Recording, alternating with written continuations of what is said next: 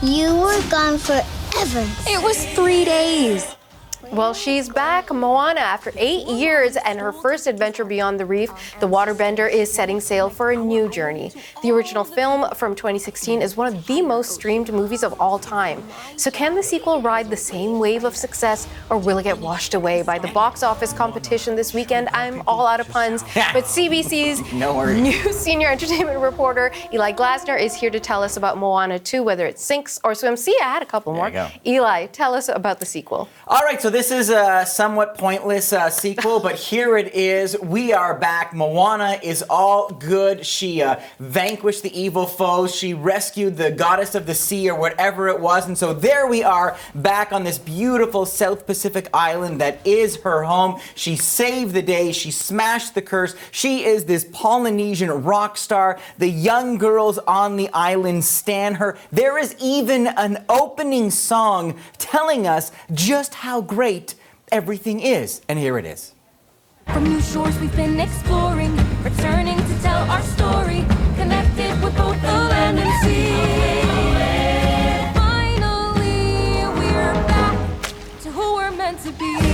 That is how the movie opens. We're just like, everything is great and everything is fine. You're kind of watching like, so what are we going to do? We're just going to hang out for 2 hours? But they do introduce kind of a conflict, and that's that Moana herself, she finds this pot, and this pot is a clue that their island nation was not the only community on the sea, and if they can go to this special kind of magical place, these special mountains, that they can find clues to connect other oceanic communities all over the sea. So now she has a new quest to go out to the end of the ocean to face down the terrifying storm god, and this time she's not sailing by herself. She has an entire crew. There's an old farmer. I don't know why you bring a farmer on a boat, but nevertheless, there's a young, brilliant shipbuilder. There's a super fan storyteller, and of course, we can't talk about Moana without Maui, the demigod, played by Dwayne Johnson. Now, when we catch up with him, he's in a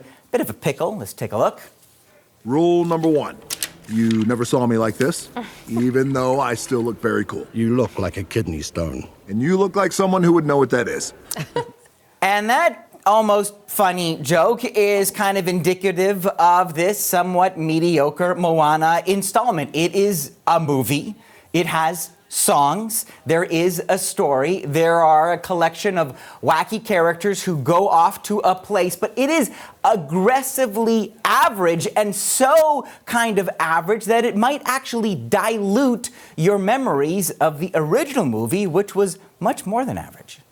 So yeah, the first movie was really great. So what happened? So the scuttlebutt is, originally Moana 2 was supposed to be a TV series. So this was originally planned for Disney Plus, and in fact it was animated at Disney's Vancouver animation office. And so this was supposed to be on streaming, Disney Plus, and then somewhere along the way they decided, you know what, let's make this into a feature-length film. But I think that's why it just doesn't feel as special, and it feels like the conflict, kind of the narrative engine of this movie is missing. And another element that is a little off is the music. So Lin-Manuel Miranda, who was a big part of the original songs and their success, he is out. In his place are Abigail Barlow and Emily Blair, who went viral for their unofficial Bridgerton musical, believe it or not. They actually got a Grammy, and so they are the new composers. First time we've ever had female composers on this kind of Disney animated musical. So let's take a listen to one of their songs. It's called Beyond, that's sending Moana on her way. Under skies I've never seen, will I lose myself between my home and what's unknown if I go beyond? All right, I mean, it's nice. I don't know if I'll be singing in the bathtub, but it's nice. But let's go back to the original from Lin-Manuel Miranda, that amazing ascending anthem to send Moana back out to the sea. The line with the sky, it's a sea, it calls me, and no one knows how far it goes. If the wind in my sail on the sea stays behind me, one day I'll go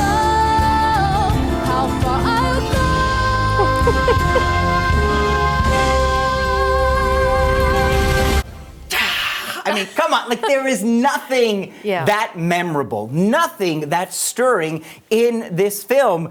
This movie, the songs just kind of come and go like the tide. They have a villain, she's sort of like a vampire, there's a giant clam. That is Moana 2, and so speaking of numbers, let's take a look at my rating. Yep, 2.5 stars out of 5. It is a movie, it's gonna make all the money, but that does not make it good. It is only passable. Wow, all right. Well, I love animated movies, and I know a lot of people do. So if we want another option, you've got one for us. I didn't want to leave you feeling down. Right. And there's an amazing, inspiring, wondrous movie that is just starting to open across Canada, and it is called Flow. And listen to this. This is a movie about a cat trying to survive a flood.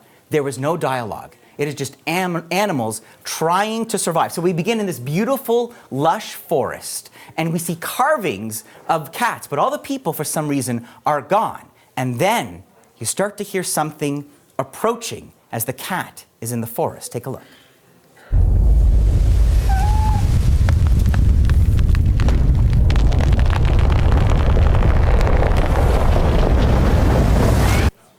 That is the stirring start of this remarkable film. There is a flood, the cat is swept away, but don't worry, the cat survives, but that water is also continuing to rise higher and higher. And so as the cat tries to find higher ground, it sees other animals. There's a golden retriever, which is way too friendly. You know what golden retriever energy is like. There's a capybara who is oh so chill. There's a beautiful bird, and there's a lemur that loves to collect things. And as you see, they all begin to gather on this boat, there's the capybara, and just try to coexist during this calamity. You look at a Moana 2, that cost probably over about $200 million.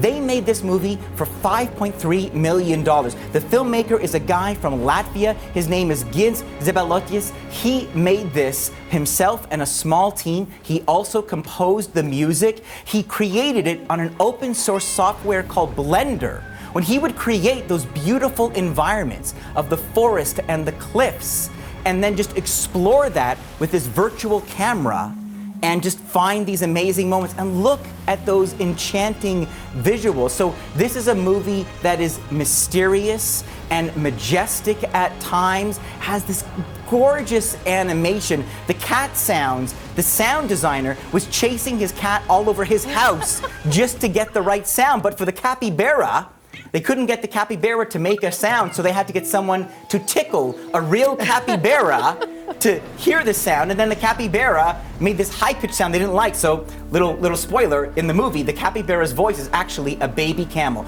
This is an amazing, artful movie that shows you don't need a Disney-sized budget for a magical experience. Let me give you a look at my rating. If we have it, there it is. It's wonderful, it's enchanting. Whoa. 5 out of 5, starting to roll out across Canada. And yeah, leave the, the silly sequel, Moana 2, behind, wait for streaming, but please do see this. I think it's quite wonderful. All right, 5 for Flow. CBC News senior entertainment reporter Eli Glasner. Thanks so much, Eli. My pleasure.